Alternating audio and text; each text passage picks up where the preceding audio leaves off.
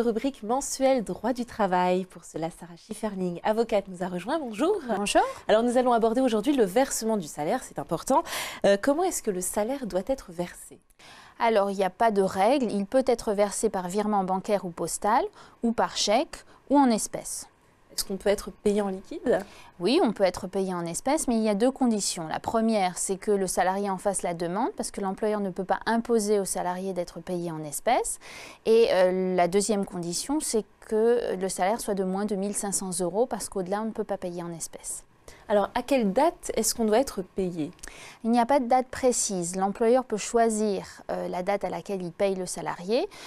Généralement, il faut un délai raisonnable. On ne peut pas payer un salarié le 30 avril de son salaire du mois de mars. Mais l'employeur peut payer le 5, le 10 ou le 15 selon ce qui est prévu et ce qu'il indique sur la fiche de paye.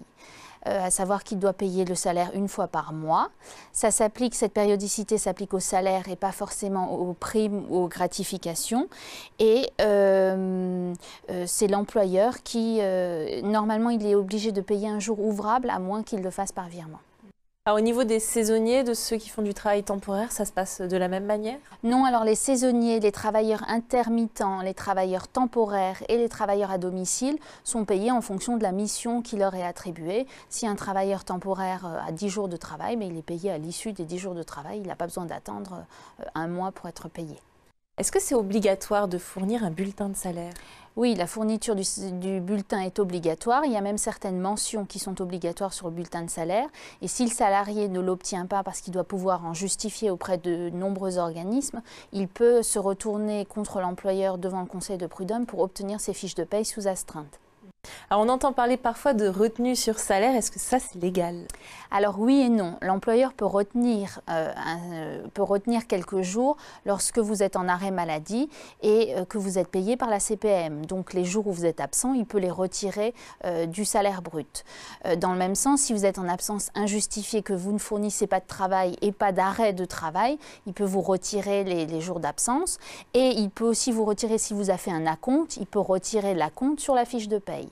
Par contre, ce qui est interdit, ce sont les sanctions pécuniaires, c'est-à-dire des sanctions qui n'ont rien à voir directement avec le paiement du salaire. Si vous êtes garagiste, par exemple, et que vous faites une rayure sur une voiture et que votre employeur estime que c'est de votre faute et qu'il doit refaire la rayure et que ça coûte un certain montant, il ne peut pas vous le retirer sur le salaire parce que vous avez commis une faute professionnelle.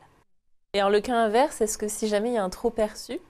Alors s'il y a un trop perçu, même si c'est une erreur de l'employeur, il peut le récupérer. La question est toujours de savoir de quelle manière il le récupère.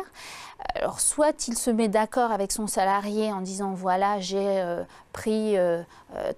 donné 300 € de trop, comment est-ce qu'on peut s'arranger pour trouver une solution. Soit les parties n'arrivent pas à se mettre d'accord, auquel cas on peut saisir le tribunal pour demander que soit déterminé un échelonnement de remboursement. Soit l'employeur peut retirer une certaine somme sur le salaire suivant. Il faut savoir que l'employeur ne peut pas retirer plus que ce qu'on peut saisir sur le salaire. Donc s'il il donne 1 000 € en trop, il ne peut pas le mois suivant retirer 1 000 € pour que le salarié se retrouve avec 3 fois rien. Il faut qu'il laisse une somme minimum sur la fiche de paye, sinon le salarié peut faire une procédure parce que les retraits de l'employeur étaient illégaux. Alors, un autre cas bien embêtant, est-ce que si jamais je ne suis pas payée, je n'ai pas mon salaire, qu'est-ce que je peux faire?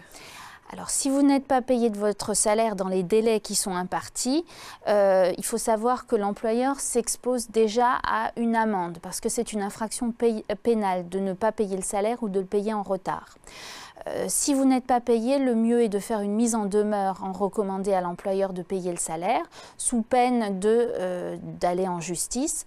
Donc, s'il ne paye pas, vous pouvez saisir le conseil de prud'homme. Vous avez 3 ans à partir du non-paiement du salaire pour ester en justice. Et vous pouvez demander, en plus du paiement du salaire, des dommages alors les intérêts légaux à partir du jour où il aurait dû le payer, mais également des dommages et intérêts pour non-paiement. Et l'employeur s'expose aussi à ce que vous preniez acte de la rupture de votre contrat de travail, c'est-à-dire vous lui disiez « vous ne payez pas le salaire, c'est une faute grave, donc moi j'estime que je ne peux plus travailler pour vous de votre faute ». Et là, le conseil de prud'homme peut le requalifier en licenciement abusif et condamner l'employeur en plus à verser des dommages et intérêts pour licenciement abusif. Au bout de combien de temps est-ce que c'est considéré comme un non-paiement et non plus comme un retard? L'employeur est censé indiquer sur la fiche de paye la date à laquelle il paye. Donc, s'il indique qu'il paye le 5 et qu'on est le 10, qu'il n'a toujours pas payé, on peut considérer que c'est un retard ou un non-paiement du salaire. Après, ça dépend des sociétés, mais c'est vrai que le temps qu'on aille devant le conseil de prud'homme, généralement, on n'a pas de décision avant 2 ou 3 semaines, donc parfois l'employeur paye dans l'intervalle. Il n'y a pas vraiment de délai limite. Si l'employeur ne paye pas dans un délai raisonnable par rapport au paiement des mois précédents, eh bien le salarié peut se retourner contre lui. En tout cas, des choses intéressantes à savoir et qui peuvent aider, j'imagine, les personnes qui sont dans ces cas-là. Merci beaucoup, Sarah Schifferling. C'est moi.